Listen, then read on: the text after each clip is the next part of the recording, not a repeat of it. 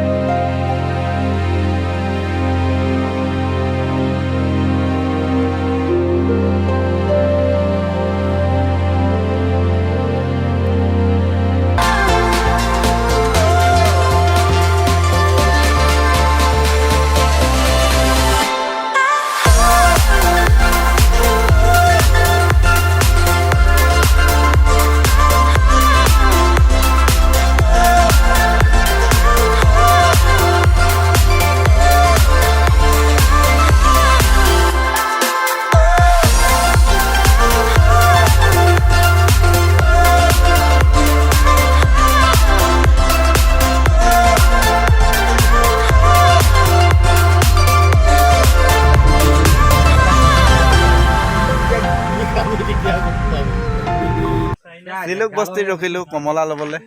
কেইটা দিছে হেৰিত 100 টকাত 16টা, 16 পিচ, ইয়াত 12 পিচ। সেইখিনি অলপ ডাঙৰ দিছে। 100 টকাত 12 পিচ দিছে। এইটো কি হয়? আপং, লোকেল আপং। এইটো কেনেকৈ কৰি খায়? চেপ के भी ये गुड़, লোকেল গুড়। এইটো গুড় হয়, এইটো নেফাফু, এইটো সৰিয়হ, এইটো মিছা মাছ।